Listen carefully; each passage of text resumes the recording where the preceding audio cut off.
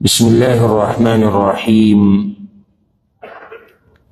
الحمد لله رب العالمين، والصلاة والسلام على أشرف الأنبياء والمرسلين نبينا محمد وعلى آله وصحبه أجمعين. أما بعد، بيسورزو دا غیر حاضرین بعد من بیا منگا خپل مبارک سلسله د درسونو د وعظ او نصیحت پوره کو، او د دې قسمه مجالسو او د راجمع کېدو او د ناستې اولنۍ او اخرنۍ لوی مقصد هغه دی چې الله رب العزت راضي شي. بیا پاغي پسې چې څه څه انسان زده کړي او جهالت ختم شي، او درېیمه دا چې د انسان دا وخت ورسره قیمتي شي، ځکه چې د وخت هم الله رب العزت تپوس کوي، سوال به کوي. هغه وخت او دا ژوند اسیم تیریږي، خو چې انسان یې تیر په هغه څه کې کوي چې یا ورته پکې د دین فایده یا د دنیا.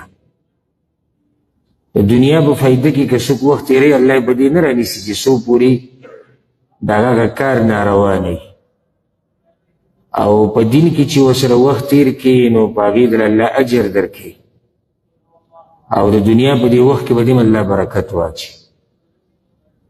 موږ تیر شوي یو څو بیانونو کې د امام مالک رحمه الله د نصیحت په اړه خبره کوله چې هغې یو ناشنا نصیحت کړی خلیفه هارون رشید ته، چې هغه د هغه وخت خلیفه و حاکم و باچا و. هغه ته یو جامع یو لنډ او غونډ نصیحت کړی و چې هغه نصیحت موږ هم باش ټکي د هغې نه رالو. دومره اوږد نصیحت یې ورته کړی و، لیکلي ورته کړي و، هغه یې ورته لیږلي و چې دا ځان سره کېده، دا پوره مو نصیحت شو ستا دپاره. نو پای کې موږ ډېرې خبرې ذکر کړې. یو خبره ورته دا کړې وه، او دا ډیره اهمه خبره ده چې تعلق ساتي د قسم سره. وی ګوره کله چې هم ته قسم وخوري، اذا حلفت علی یمین، کله چې ته قسم وخوري نو هغه بیا سر ته رسې، او که چېرته د نماز کې مات شو نو بیا به یې کفاره ورکې. د قسم په باره کې زه یو څو مختصر خبرې کول غواړم تاسو ته. اولنی خبر هغه دا ده چې دا قسم څه ته وایي. زه لنډ تعریف ته کوم. که ته غواړې چې یو کس ستا په خبره یقین وکړي، یا ته غواړې چې یو کس ته ستا دا خبره درنه ښکاره شي، نو ته هغه څوک پکې یاد کړي چې د هغه تعظیم عظمت ستا په زړه کې دی، او هغه الله رب العزت دی. یعنی زه ستا ته خبره کوم او زه ته زما په دې خبره یقین وکړې، نو زه تا ته ووایم چې په الله مې دې قسم وي، نو د الله نه لوی څوک شتي نه، او نه د الله نه لوی تعظیم زه د چا کوم، نه یې ته کې، نه د الله نه اوچت څوک شتي، نو هغه اوچت رب مې ورته رایاد کړو، نو چې ته په دې خبره یقین وکړې. کله سړی الله په دې رایت کې قسم وکړي ځان د یو کار نه منع کوي، کله ځان له انسان تیزي ورکوي چې دا کار به کوم، زما دې په الله قسم وي چې زه به داسې کوم. کله سړی وي زما دې په الله قسم وي زه به یې نه کوم. ټول قسمونو کې دننه راځي. نو قسم په مسایلو کې اولنۍ خبره مختصر یاده کړئ چې قسم خوري صرف به د الله په نوم قسم خوري، د الله نه علاوه د بل چا په نوم به قسم نه خوري. حدیث کې راځي من حلف بغیر الله، چا چې د الله د نوم نه علاوه د بل چا په نوم قسم وخوړو فقد کفر او اشرک، د شرک وکړو. شرک یې څنګه وکړو؟ لکه ما تاسو وایي که موږ چې قسم خورو موږ پکې هغه څوک یادوو چې هغه الله رب العزت دی، چې وګوره د الله د عظمت زما په زړه کې دومره دی چې ته الله راته رایادو. کله چې ته یو مخلوق ورسره رایادې نو تا دا مخلوق او الله یو شان، نو قسم به داسې نه وخوري چې زما د قسم د بچي په سر، بعض وایي د بچي په سر، بعض وایي قسم د پلار په سر، د مور په سر، بعض وایي قسم د بابا، د پیر، د ولی، د ملنګ، بعض قسم خوري په کعبه باندې، د کعبې په رب قسم خوري، او په کعبه باندې نه. دا ټول چې ما کم ذکر کړو دا ناروا دي په شریعت کې، د شرک په زمره کې راځي. ته به قسم صرف د الله په نوم خوري. چې سړی دا وایي چې قسم په قرآن باندې، نو قرآن د الله خبرې دي، نو د الله په خبرو چې ته قسم خوري لکه ته چې په الله قسم خوري، دا خو صحیح دي. قسم چې ته په الله خوري، قسم د الله په خبرو خوري لکه ته چې قسم د الله په نوم خوري. نو د الله د نوم نه علاوه د بل چا په نوم به قسم نه خوري، که هغه هر څوک. د رسول صلی الله علیه وسلم په نوم قسم نشي خوړی چې زما که اوس یو سړی داسې وي چې زما د پیغمبر په نوم قسم وي، هغې ناروا کار کوي، ځکه چې دا حق صرف د الله دی چې ته دې ځکه یاد کړي. ته د هغه سره پیغمبر، ته د هغه سره مخلوق نشي شریک کولی. لنډه دا ده. اوس که الله رب العزت قسم خوري، لکه قرآن کې الله قسمونه خوري، په مخلوق کې خوري، نو خالق ته د هغه نه څوک تپوس نشي کولی چې ته ولې د مخلوق په نوم قسم خوري. خو ما او تا د دغه خالق مخلوق یو، موږ د هغه بندګان یو، او موږ به صرف د هغه چا په نوم قسم خورو چې موږ یې بندګي کوو فقط. اولنۍ مسله دا یاده کړه. دویمه مسله هغه دا ده، الله قرآن کوي واحفظوا ایمانکم، د خپلو قسمونو خیال ساتئ، د ایمانونو حفاظت وکړئ. د ایمانونو، ایمان په عربي کې قسمونو ته وایي، د قسمونو حفاظت وکړئ. د قسم حفاظت څنګه؟ نو اولنۍ خبره دا ده چې قسم به صرف د الله په نوم. دویمه دا چې قسم دې وکړو نو بیا به یې سر ته رسې، الا دا چې کار ناروا وي. دا مسله یاده کړئ. لکه اوس یو سړی دی قسم وخوري چې زما دې په الله قسم وي زه به دا پلانې کار کوو، او هغه پلانې کار د ګناه دی، نو څوک به ده ته دا نصیحت نه کوي چې ته به اوس قسم پوره کې او ته به لازم دا ګناه کې، نه، ته به دا قسم ماتې او د هغې به کفاره ورکړې. یو کس ځان منع کړو د دیندارۍ نه، د عبادت نه. یو کس وایي زما دې په الله قسم وي زه به جومات ته نه ځم، او بل ورته وایي چې اوس خو به ته د قسم حفاظت کې او ته به جومات ته نه ځې. نه، جومات ته نه تله دا خو ګناه ده، او جومات ته تله عبادت دی. نو ته اوس دته څه وایي چې ځان د عبادت نه منع کړه؟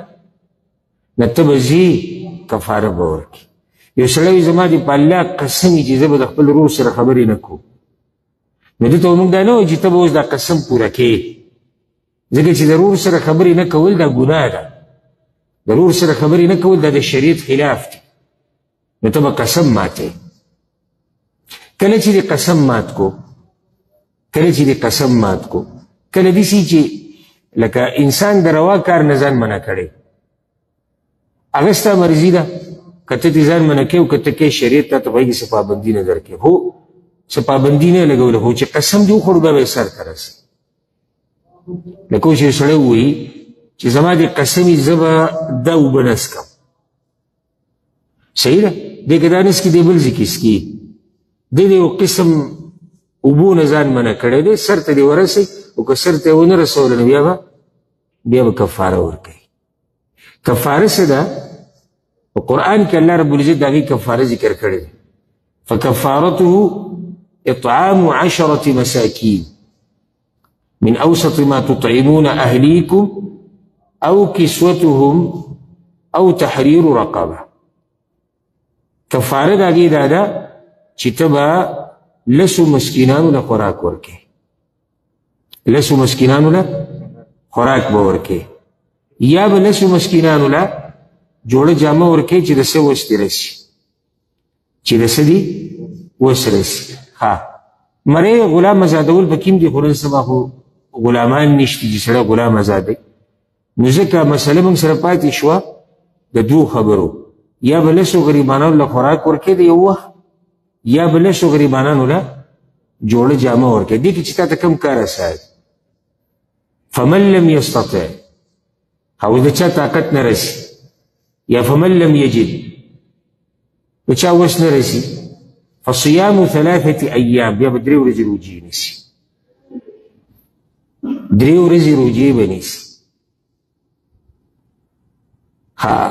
دې کې د عوامو غلطي دا ده چې کومه موږ نوټ کړې ده هغه دا چې د اول نه دوی 3 روجې نیسي حالانکه شریعت کې مسله داسې نه ده شریعت کې دا ده تا قسم مات کو نو ته به 10 ورځې عفوا 10 غریبانانو له به خوراک ورکړې یا 10 غریبانانو له جوړه جامه دي کې اختیار دی کوم تا تاسو اصلي زماره دې اوس نه رسي نو موږ ورته وایو ته به روجې نیسي 3 ورځې دا کفاره ده بعض قسمونه هغه دي چې هغې ته الیمین الغموس ویل کېږي الیمین الغموس هغه قسم چې انسان لره غوپه ورکوي په جهنم کې په دې کې کفارې نه د دې نه به توبه وباسي الله ته به فریاد کې جړاګانې به کوي چې الله دې معاف کړي دا کوم قسم دی دا ته یو خبره کې د ماضي په باره کې یا یو حال چاته بیانوي پای کې ته به دروغ قسم کړې لکه ځان پکې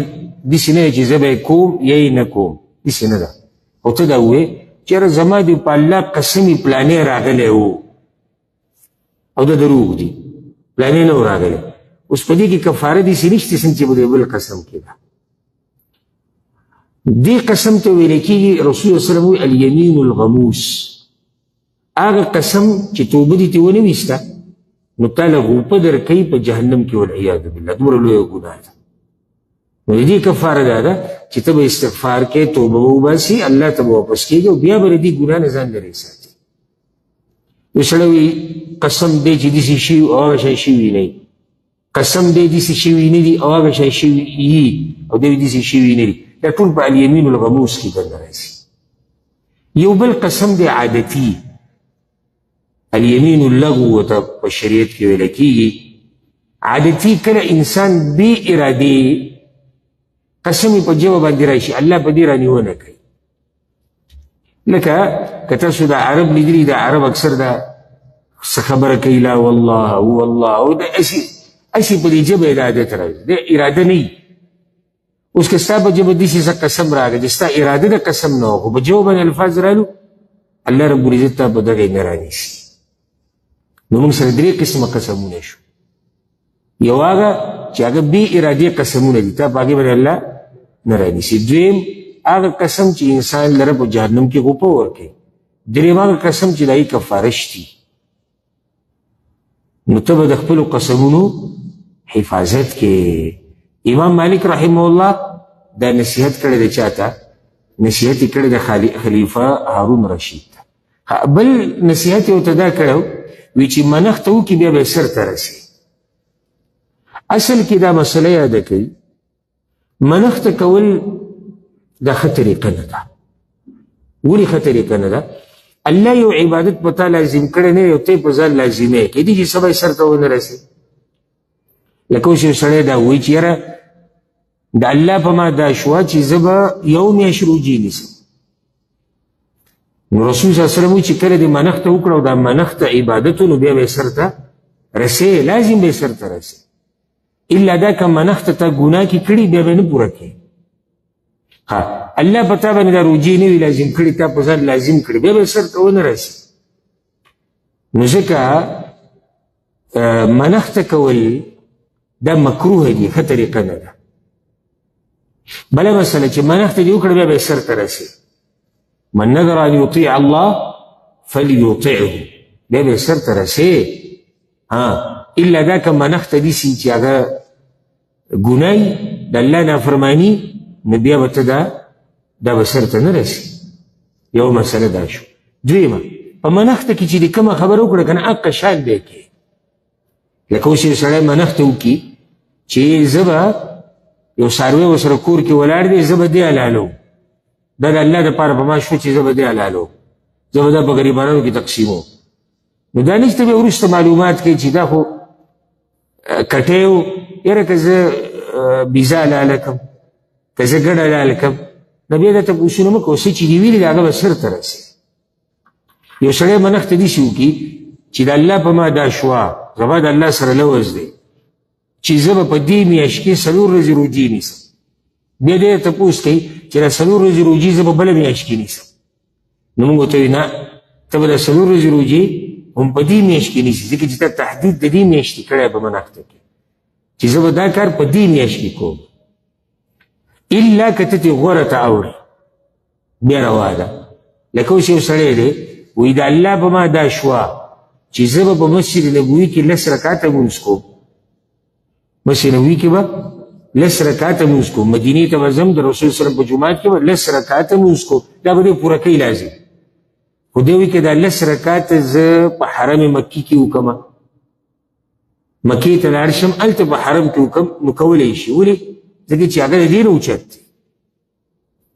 یو سړی دی هغه منښته کړې ده چې زه به د الله دپاره ګډه حلالوم، ګډه، او بیا یې وایي چې زه ګډه حلالوم. نو کولی شي کولی شي کولی شي ځکه چې ګډ د ګډې نه غوره دی. ها، که ده منښته د ګډ کړې ده او ګډه حلالوي نو کته نشي راکوزېدی. بره تلی شي خو کته نشي راکوزېدی ته. نو کومه منښته چې دې کړې ده هغه بیا پوره کوې، هغه به سر ته رسې. بیا به درته پوښتنه نه کوې که داسې وکړو که دغه وکړو. زموږ خوا ته اکثر خلک راځي خبرې یې کړي، بیا ګرځي را ګرځي چې اوس سلار که پیدا شي چې یاره دې کې موږ ته ګنجایش هغه را پیدا شي. نو ګوره ځکه خو رسول صلی الله علیه وسلم دا منښته کول دا غوره عمل نه دی ګڼلی. ته په ځان باندې د بوتل د کوم ورور سره یي په مهربانۍ ورته دغه کوو چې یعنې ته یو عبادت ته کولی نه شي، الله د باندې لازم کړی نه و، تا په ځان لازم کړو چې په ځان دې لازم کړه اوس خو سر ته ورسوه. نو ځکه د امام مالک رحمه الله په نصیحت کې یو دا دي وی کله چې دې منښته وکړه نو بې پوره کوه، بې سر ته رسوه. دا عبادت دی، دا د نیکانو خلکو طریقه ده. قرآن کې حدیث کې رسول الله وسلم ذکر کړی ده چې د نیکانو خلکو دا صفت دی چې کله دوی منښتې وکړي نو بې سر ته رسوي. بل نصیحت یې ورته دا کړی وی ابرر والدیک وخصهما منك بالدعاء في كل صلاة. الله اکبر. وی د مور پلار سره ډېر ښه کوه او په هر منځ کې د مور پلار دپاره دعا غواړه. دا نصیحت یوازې ماشومانو ته څوک نه کوي چې د مور پلار سره ښه کوه. یعنې قرآن کې ځای په ځای الله رب العزت د مور پلار د حق خبره کړې ده او دا خبره قرآن کې ځای په ځای راغلې ده چې د مور پلار سره ښه کوه.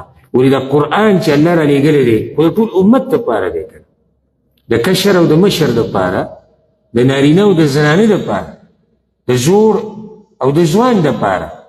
دا نصیحت صرف دې دپاره نه دی د مور پلار دا چې دا به صرف په سکول کې او په مدرسه کې دا ماشوم ته کېږي.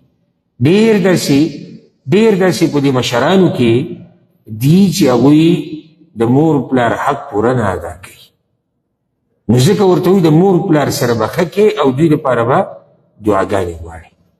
قرآن کریم کې دې چېرته راواغېستو که نه او د قرآن کریم تلاوت دې په توجه سره وکړو نو یو دا خبره به پکې ته نوټ کې چې کوم ځای کې الله رب العزت د مور پلار د حق تذکره کړې ده نو د هغې نه مخکې خپل حق ذکر کړی دی. نو په خپل حق پسې سمدس د مور پلار حق ذکر کړی دی. قرآن کې الله وی وقضى ربك ألا تعبدوا إلا إياه. او ستا رب دا فیصله کړی دی چې بندګي به صرف د هغه کوئ، د بل چا به نه کوئ. وبالوالدین احسانا، او د مور پلار سره به ښه کې. ولې اول د الله حق ذکر کېږي بیا پسې د مور پلار سمدس؟ وجه دا ده چې د دنیا کې زموږ دا وجود دی چې موږ یو نو دا الله رب العزت موږ پیدا کړی او د دنیا ته رالیږي. خو بیا په دې دنیا کې د وجود سبب چې کوم دی هغه زموږ د مور او پلار دی. هغه مخلوق چې ته ورسره ډېر ښه وکړې او په تا یې حق دی د الله نه بعد د الله د دین نه بعد هغه ستا د مور پلار دی. د دوی په تا دا حق دی چې ته د دوی سره ښه وکړې، د دوی تپوس وکړې، د دوی سره ودرېږې، د کوم وخته پورې د اخري د ساه چې د بدن نه وتو پورې به ته د دوی حق ادا کړې. ډېرې کوتاهیانې د مور پلار په دې باره کې هغه نن سبا لیدی کېږي. او د هغه وخته پورې اکثر خلک ښایي چې څو پورې واده نه یې کړی بچي نه، چې کله واده وکړي بچي شي بیا کله د مور حق یې کوتاهي کوي، کله د پلار په حق یې کوتاهي کوي. د هغه انسانان دي چې ته چې په دې دنیا کې یې که نه د الله نه بعد دا پکې سبب دی. دغه پلار دغه مور دوی تا ته اول پیر خبرې خورې وي، اگر که نن ته دوی ته وایې چې تاسو له د خبرو چل نه درسي، دوی تا ته ناسته پاسته تا ته سړیتوب ته ښوولی دی. په هغه وخت کې چې ته د هېڅ نه وي نو د الله رب العزت په توفیق سره دوی ته ساتلي. نن که د هغوی ضرورت راشي تا ته نو ته به د هغوی ساتنه کوې، د هغوی حفاظت به کوې. که نه چې کله هغوی ته ضرورت راغی ته یې پرېږدې، او چې څو پورې تا ته ضرورت و نو هغوی ته نه یې پرېښودې، او چې د هغوی ضرورت راغی نو ته به پرېږدې د بچو د لاسه یا د ښځې د لاسه. زه دا نه یم چې یو انسان به د بچو حق نه ادا کوي یا د ښځې. د ښځې خپل حق دی، د بچو خپل حق دی، او د مور پلار خپل حق دی. خو داسې نه چې د بچو یا د ښځې د حق د لاسه ته د مور پلار په حق کې چې دی غفلت کې او هغه سرته نه رسي. هر وخت د دوی تپوس کوه، د دوی لپاره دعاګانې غواړه. امام مالک رحمه الله خو په هر مانځه کې ورله دعاګانې غواړه. همونځ یې ولې ذکر کو؟ ځکه چې حدیث کې دا راځي رسول صلی الله علیه وسلم وایي بنده انسان ته په هغه وخت کې ډېر بنده الله ته په هغه وخت کې ډېر نږدې چې کله دا بنده په سجده کې نو بیا وایي فاکثروا فیه من الدعاء. نو بیا په دې سجده کې ډېرې دعاګانې غواړئ د الله نه. ولې ځکه چې ته دې ټیم کې الله ته نږدې، همدغه ټیم کې د مور پلار دپاره د بخښنې او د رحمت دعا هم غواړه. الله رب العزت قرآن کې دا دعا موږ ته ښوولې ده، وقل رب ارحمهما كما ربياني صغيرا. ته په مخه دا دعا د مور پلار دپاره غواړه او د الله ښوولې ده چې الله زما په مور او پلار باندې داسې رحم وکړي، داسې شفقت پې وکړي لکه څنګه چې زه هغوی وړوکې رالوی کړی یم. دا دعا په مخه غواړه، او لازم نه ته په عربي کې غواړي رب ارحمهما کما ربیاني صغیرا. انسان ته په عربي کې نه دی، په پښتو کې غواړي. بله ژبه د هر چا چې کومه ژبه ده په هغې کې دی غواړي، خو د مور پلار دپاره دا دعا غواړه. د هغوی حق دی په تا باندې چې دعا یو سړی د مور پلار دپاره نشي غوښتی، دی به نور څه وکړي؟ پاتې له وخت ورکول، پیسې لګول، د هغوی سره ودرېده، سختي تېرول. خو جدا خبره ده چې یو سړی کم سې کم هغه دعا د هغوی دپاره نه غواړي. بیا خصوصا چې کله دا مور پلار د دنیا نه لاړ شي، هر وخت د دوی لپاره دعا غواړه، هر وخت د دوی لپاره دا دعا غواړه. د هغوی لوی حق دی په موږ باندې. زمونږ په معاشره کې چې کله د چا پلار یا مور مړه شي نو بس د ده غټه منډه ده کوي چې یاره ما میخ حلاله کړې، غوا مې حلاله کړې. په هغې کې هم د اکثرو سوچ دې ته وي، دا بدګماني نه ده، دا حقیقت دی. په هغې کې هم د اکثرو سوچ دې ته وي چې خلک به څه وایي. دې ته سوچ نه وي چې یاره زه که دا څاروی حلالوم او دا خیرات کوم الله پرې راضي کوم. دې ته به د ډېرو لږو خلکو سوچ وي. نور د اکثرو سوچ دې ته وي چې خلک به بیا وایي چې په پلار پسې څاروی حلال نه کړو، په مور پسې څاروی حلال نه کړو. صحیح ده، مور پلار پسې خیرات کول د هغوی په نوم چې الله هغوی له ثواب ورکړي دا لوی عبادت دی او الله یې ثواب رسوي هغوی ته انشاءالله. خو د هغې نه یو لویه خبره، یو اوچته خبره چې زموږ په ذمه ده، هغه هر وخت د دوی لپاره دعاګانې غوښتل. دا صرف خبره د شو شانه ده، د ها هو نه ده چې خلک راجمع شي او خلک وایي چې یاره پلانې مور پلار دپاره یې څاروی حلال کړو. دا خبره د دې نه ده، خبره د دې ده چې د دوی دا حق نه ختمېدونکی حق دی. دا په یو میخ حلالولو سره نه ختمېږي، دا حق دا په یو غوا حلالولو سره نه ختمېږي. رسول صلی الله علیه وسلم پسې یو کس راغی، یا رسول الله زما پلار مړ دی، د هغه په ما څه حق شته وي؟ او یو حق پکې وي دا دی چې د پلار د ملګرو سره به ښه کړي، د پلار د ملګرو سره به ښه کړي. حدیث کې رسول صلی الله علیه وسلم دا نه ختمېدونکی حق دی. د پلار د ملګرو خواله به ځي، د هغوی تپوس به کې. عمر ابن الخطاب رضی الله عنه زوی چې دی عبدالله ابن عمر، دی یو پیر روانو په سفر باندې، یو بانډچي مخې له ورغی، شپنکې بیزي ګډې ساتلې، نو هغه چې ورسره میلاو شو نو دا خپل پټکی راواغستو د هغه په سر یې کړو. نو خلکو ورته بله څه تحفه به دې ورله ورکړې وه، هغې پټکی ټوپۍ دا د سړي دپاره د عزت نښی چې دا ته رالې د بل په سر ږدې نو ډېره ګټه خبره ده. نو تا دله دومره ګټه تحفه ورکړه بل څه به دې ورکړي. هغه وی دی به د عمر خواله راتو رضی الله عنه، زما د پلار خواله به راتو.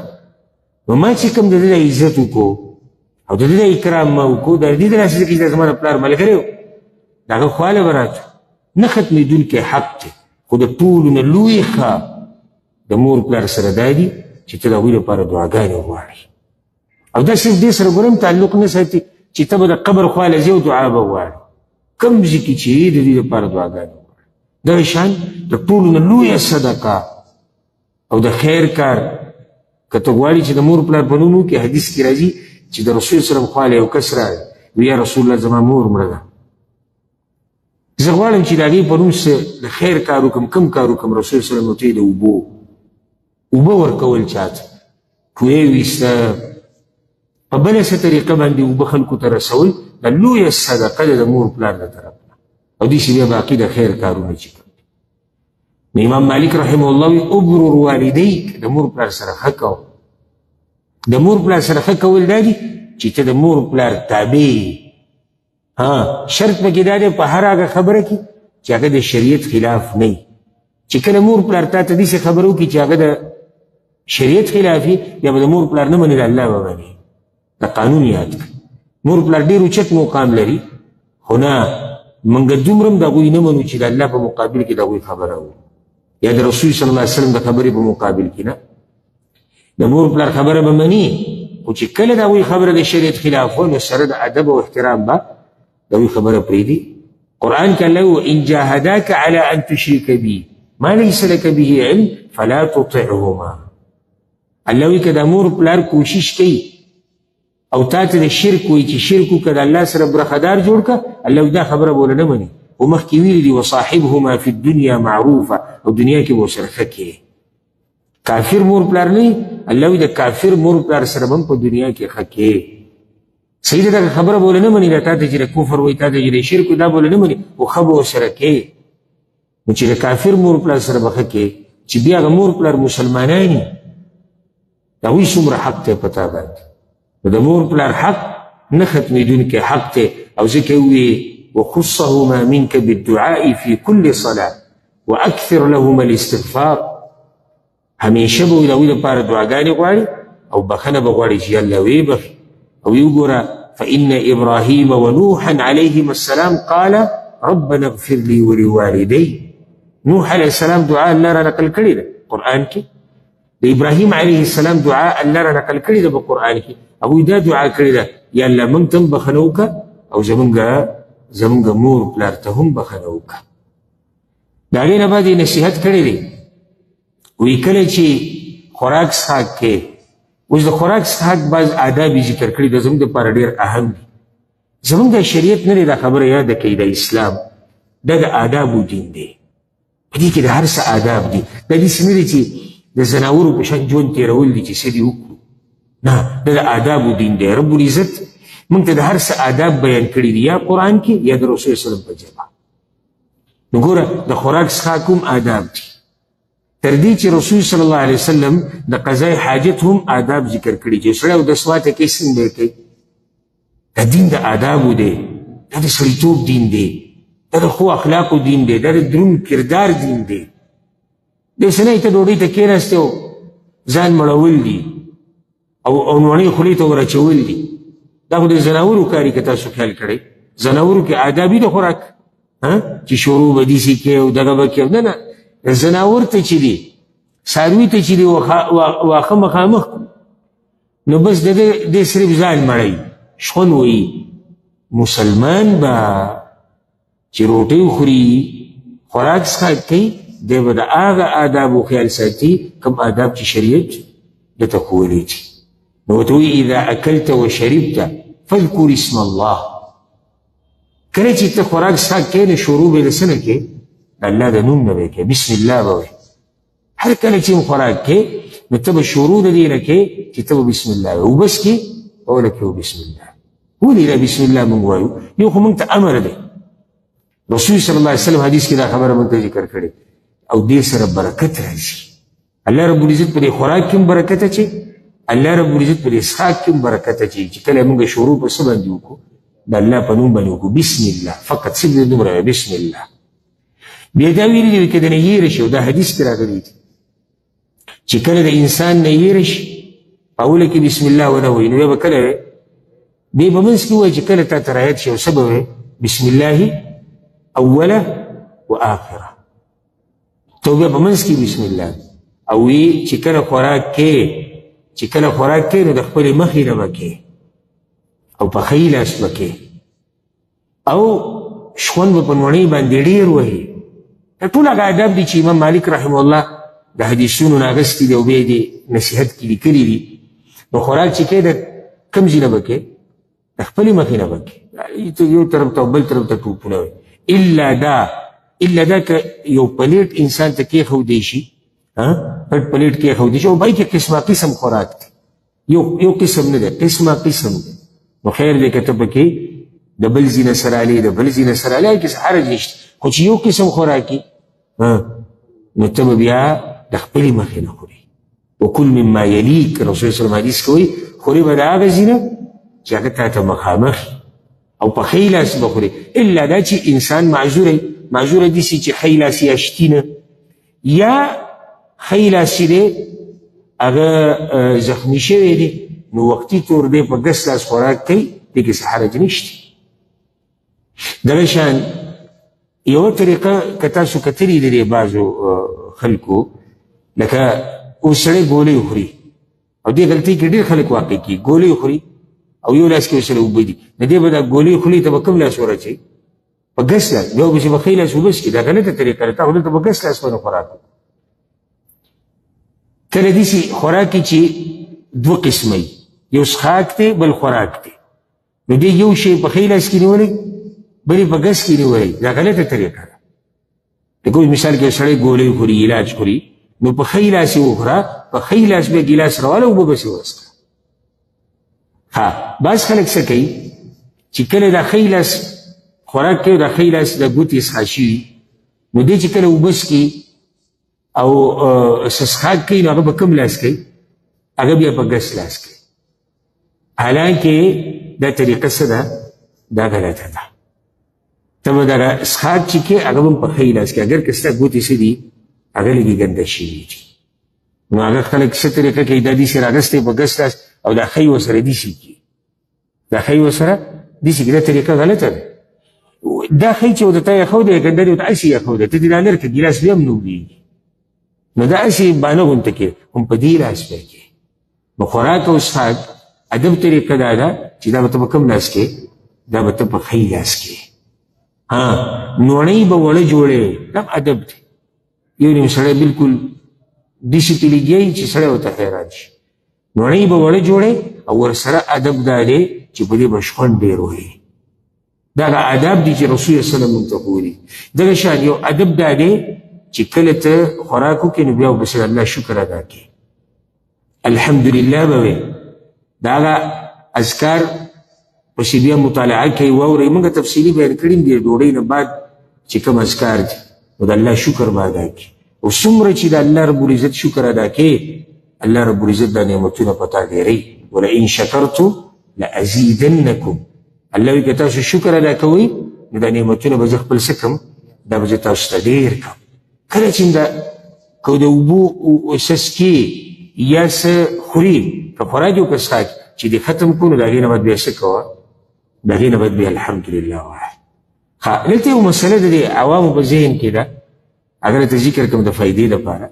بعض خلک دا وایي د خوراک په دوران کې به خبرې نه کوي او وایي سلام به هم نه اچوي، او د دواړه خبرې غلطې دي. دا په شریعت کې نه دي راغلي، بلکې ګوره دا خبره یاده کړه، لنډه مسله یاده کړه. خبرې د ډوډۍ نه بهر چې کومې ناروا دي هغه په ډوډۍ کې ناروا دي، بهر چې کومې روا دي هغه په ډوډۍ کې روا دي. اوس یو سړی ناست دی دسترخوان ته، اوس غیبت کوي، اوس غیبت خو هسې هم حرام دی، دلته هم حرام دی. کنځلې کوي، بدې ردې وایي، هغه هلته هم حرام دي، دلته هم حرام. کومې خبرې چې روا دي هغه دلته کولی شي. د رسول صلی الله علیه وسلم نه ډیر حدیثونه نقل دي او صحابي وایي هغه دسترخوان ته ناست و په دغه ټیم نو خبرې کول په دسترخوان باندې دا ناروا نه دي الا دا که هغه خبرې په اصل کې ناروا وي نو هغه دلته ناروا دي د شان سلام اچول بعض چې کله ویني چې ډوډۍ ته ناست نو برکت برکت دا خبره برته کوي نو د دې په ځای کې ته څه ویلی السلام علیکم ویلی هغه د دې نه ښه نو دا خبره غلطه ده چې د ډوډۍ په دوران کې به سلام نه اچي او خبرې به نه کوي خبرې هم کولی شي خو چې دا خبرې روایي او سلام هم اچولی شي اخرنی نصیحت به ذکر کو امام مالک رحمه الله دا ذکر کړی دي ته وکیلی اذا اصابك کرب کله چې د باندې څه غم او مصیبت راشي فقل نو وایه یا حی یا قیوم برحمتك استغیث یا حی یا قیوم برحمتك استغیث اے ژوندي ذاته اے نظام چلونکه زه تانه ستا په رحمت سره مرسته غواړم فإنه بلغني عن النبي صلى الله عليه وسلم أنه كان يقول ذلك عند الكرب رسول الله صلى الله عليه وسلم دا دعاء بسخته کې حدیث کې راځي چې کله به په رسول صلی الله علیه وسلم باندې امام ترمذی دا حدیث راوړی دی چې کله به په رسول صلی الله علیه وسلم باندې سخت رااله نو دا ذکر به وي یا حی یا قیوم برحمتک استغیث الله رب العزت په دې سره دا هر مصیبت ته حل کوي نو دا مسله یاد کړه چې کله د تم څه مسله رااله څه مصیبت څه غم نو دا ذکر وایي یا حی یا قیوم برحمتک استغیث قرضه ده بیماری ده بل څه مشکل دی څه ټینشن دی دا ذکر چې څومره وې رب العزت به تا ته ستا مسلې ستا مشکلات هغه به راته اسانوي په دې باندې به اکتفا وکړو او باقي به بل نشست پرېږدو الله رب العزت دې زمونږ هر مشکل اسان کړي الله رب العزت دې مونږ پوه کړي په قرآن او په حدیث باندې هذا والله اعلم وصلى الله وسلم على نبينا محمد